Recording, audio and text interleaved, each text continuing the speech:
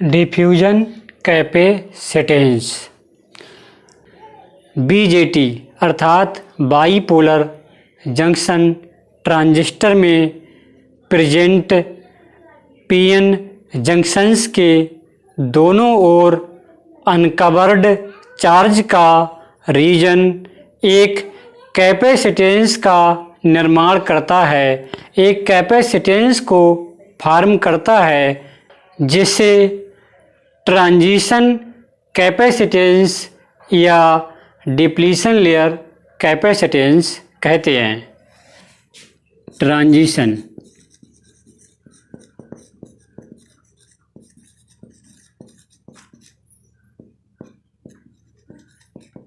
Transition capacitance और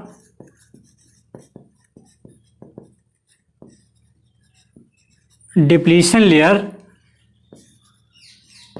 capacitance कहते हैं। और यह ट्रांजिशन कैपेसिटेंस यह 22 वोल्टेज पर डिपेंड करती है। बीजेटी की forward biased base emitter junction के केस में लेस डिप्लीशन लेयर होती है, अर्थात डिप्लीशन लेयर की जो मोटाई है वह काफ़ी कम होती है और इसके अपोजिट इस जंक्शन पर ट्रांजिशन कैपेसिटेंस मोर होती है, अर्थात ट्रांजिशन कैपेसिटेंस अधिक होती है। अर्थात हम जैसे जैसे फॉरवर्ड बाइस्ड वोल्टेज को इंक्रीज करते हैं तब डिप्लीशन लेयर की मोटाई कम होती है तथा ट्रांजिशन कैपेसिटेंस बढ़ती है। तथा यदि हम बात करें reverse biased collector base junction की, तो इस जंक्शन पर डिप्लीशन लेयर की मोटाई अधिक होने के कारण ट्रांजिशन कैपेसिटेंस कम होती है।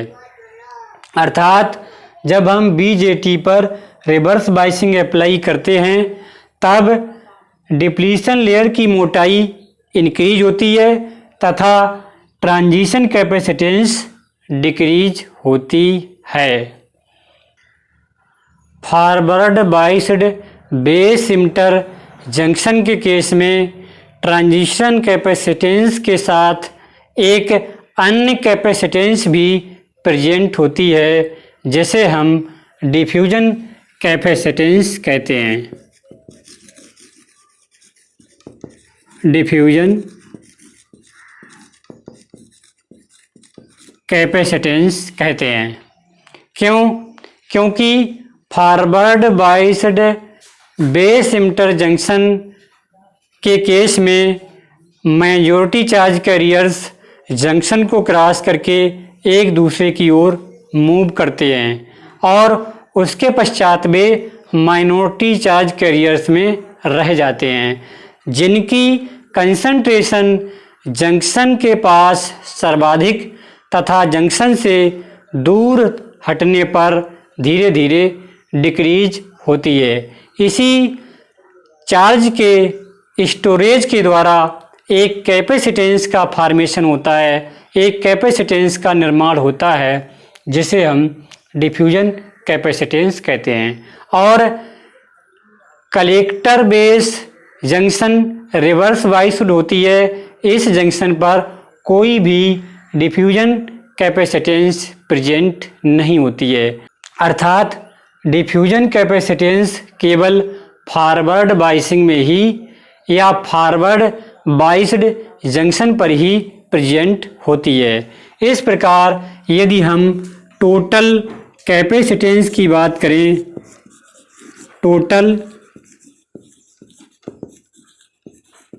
कैपेसिटेंस इक्वल टू होता है सम ऑफ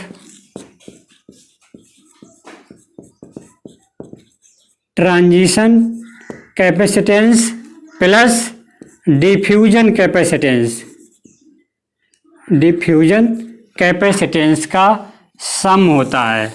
मीन्स बीजेटी के केस में बाईपोलर जंक्शन ट्रांजिस्टर के केस में जो टोटल कैपेसिटेंस होती है वह transition capacitance plus diffusion capacitance का सम होती है।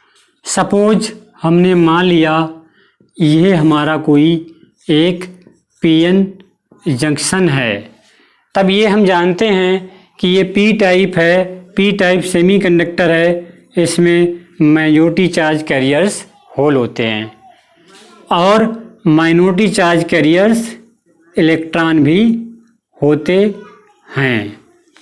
इसी प्रकार ये एन टाइप सेमीकंडक्टर है, इसमें मेजॉरिटी चार्ज कैरियर्स इलेक्ट्रॉन्स होते हैं तथा माइनॉरिटी चार्ज कैरियर्स होल भी प्रेजेंट होते हैं। जब ये चार्ज कैरियर्स जंक्शन को क्रॉस करके एक दूसरे की ओर मूव करते हैं तब क्या होता है कि इधर होल माइनॉरिटी चार्ज कैरियर्स में रह जाते हैं, इधर इलेक्ट्रॉन माइनॉरिटी चार्ज कैरियर्स में रह जाते हैं और यह माइनॉरिटी कैरियर्स की जो कंसंट्रेशन होती है वह जंक्शन के करीब अधिक तथा जंक्शन से दूर जाने पर धीरे धीरे डिक्रीज होती है। तब चार्ज का इस तरह का जो जंक्शन पर स्टोरेज होता है, इसी चार्ज के स्टोरेज के द्वारा जिस कैपेसिटेंस का निर्माण होता है, जिस कैपेसिटेंस का फॉर्मेशन होता है, उसे हम डिफ्यूजन कैपेसिटेंस कहते हैं।